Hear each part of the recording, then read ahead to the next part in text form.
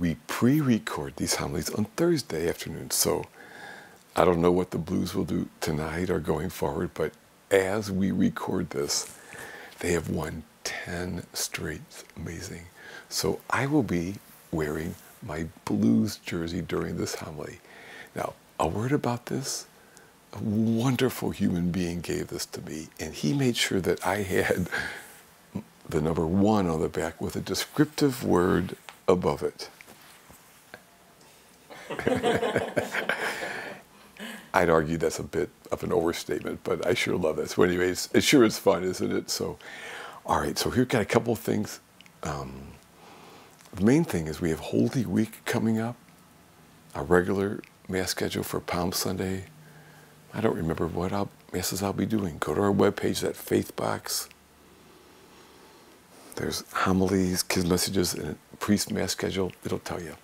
But I do remember what I'll be doing for the rest of the Holy Week services.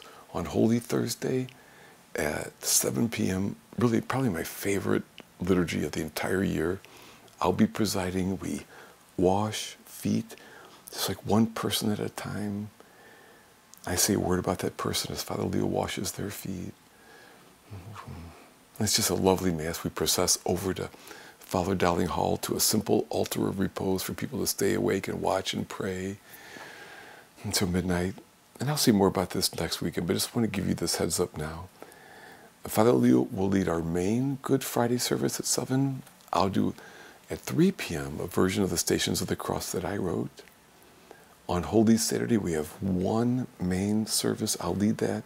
Father Leo will help out in many ways. It begins at 7:30, but we'll have readings, vigil readings really, in the darkness as we gather. It includes the lighting of the Easter fire, and we pass that one to another. It includes the baptism of the newest members of our faith, some of them going completely underwater, grown-ups. It's amazing, amazing. People say, does that count for Sunday? No. Easter Sunday counts for it, right? Because it's the main one. And then on Easter Sunday, we have a regular schedule. Father Leo will have the 7:30. I'll have the 9:30, 11:30. You're welcome to join us at any or all of the above. And one thing that's going to be kind of cool, you know, we've had these wonderful Mass bags for our kids. And they always have been red, and the kids have crafts and elements of our church and activities they can do. You know, like I love the poster board where they cut out of Father Leo or me and candles and our altar and all that kind of stuff. You can place it on there.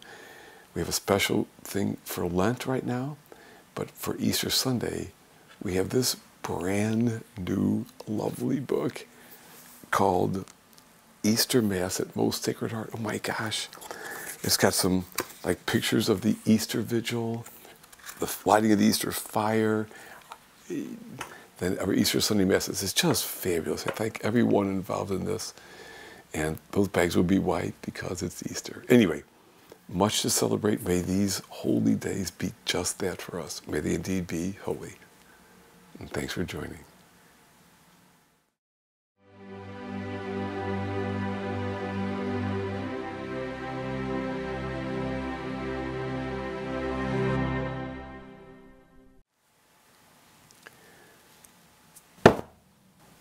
The first one had to be the loudest. When that first stone hit with a dull thud, everyone standing in that embarrassed circle must have heard it. It also must have been the roughest one to drop, because the dust it raised would betray the one who dropped it. Let the one without sin be the first to cast a stone, says Jesus today. And after a moment of silence, the first stone hit the earth.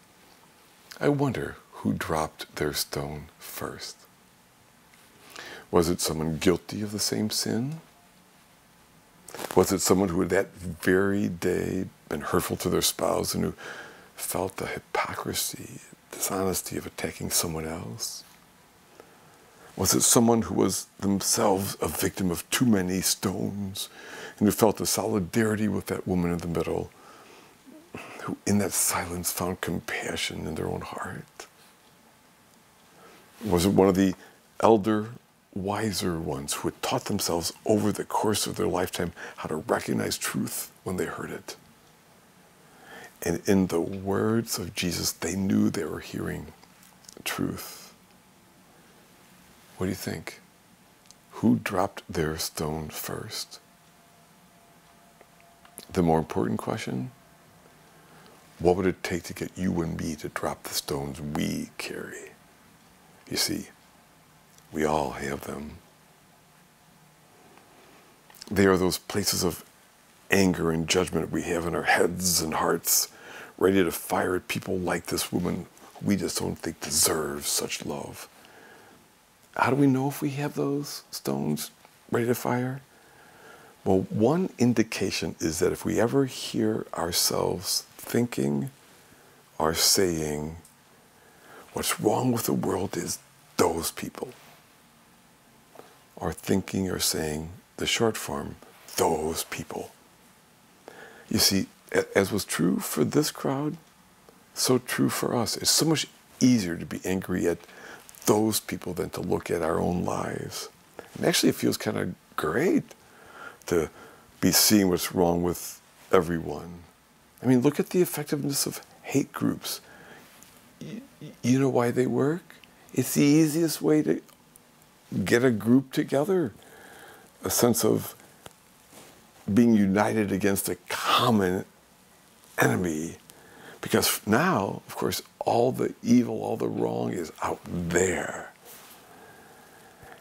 It is, of course, a false community. I mean, there's absolutely no life there, but kind of feels good, right? This energy develops so quickly, we feel like we're in it with others. And then what's wrong with the world is out there, so we can go merrily on our way, filled with our judgments, our self-righteous anger, blind to our own selfishness and self-righteousness, and never grow as persons.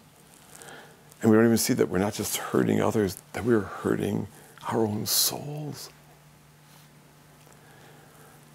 And you notice how what's wrong with the world is always somebody else?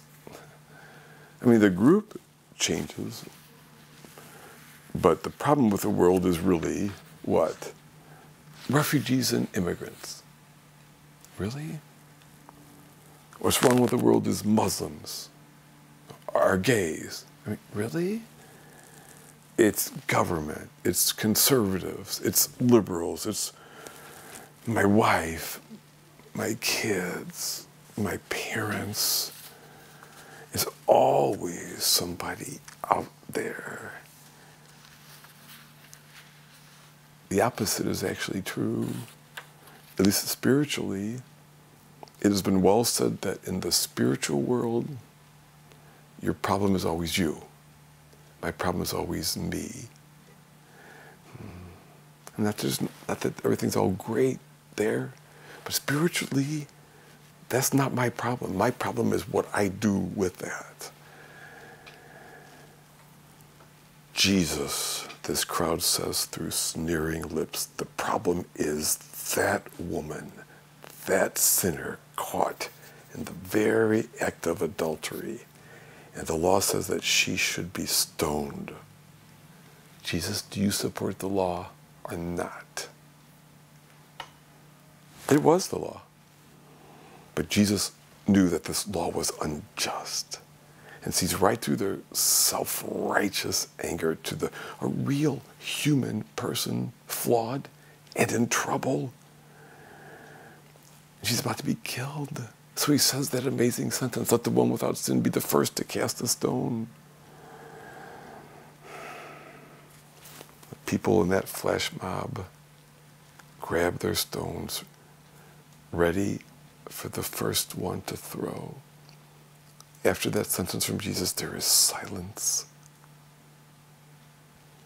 And by the grace of God, that first person found it within themselves to drop their rock to the dust. And soon, after that moment of silence, the others followed. Now, one side thought, when it comes to judging others, notice that Jesus never says, don't use your intellect. Please do. He doesn't say, don't make discerning judgments about what is healthy and right, loving and good. Please do. And if we did use our highest reasoning functions, we would see that this anger and willingness to throw stones at this woman is far worse than anything she did. Not to mention that there's nothing said about the man involved. My friends, this energy against those people is such a dangerous energy. Please be very careful of those individuals or groups at school or work, on blogs, on social media, radio, TV, whose energy is to try to get us angry, to be allied against that person or those people. It kills our souls. And it is one of the things that our teens and young adults find difficult about organized religion and about politics and other institutions. How we can tell ourselves that it's okay to vilify whole groups of people while whitewashing our complicity in the harm caused to this world and to its people. I'll say it again. It's one of the things that our teens and young adults find difficult about organized religion, about politics and institutions. How we can tell ourselves that it's okay to be like that, to vilify groups of people while whitewashing ourselves of our own complicity and the harm caused to this world and its people by what we do or don't do. For me, even if the cause is good, if the people involved are filled with anger and are pointing those people at their fingers at those people, I won't join. I won't. It's just not Jesus Christ. I want to stick with him. Even if there is a valid point, that approach is not of God. It's a misguided anger and arrogance that does too much destruction. Yes to them, but to each of us in that group. And if you don't think this is true, listen again next weekend when we celebrate Palm Sunday and when we hear the Passion proclaimed, Jesus, the best and truest person who ever lived, will become a victim of this very kind of mob mentality and self-righteous anger. Jesus would never use such a technique, but he will become a victim of it. Today, after Jesus spoke, we don't know who dropped their stone first, but this week, with God's grace, let it be you and me. With God's grace, let it be us.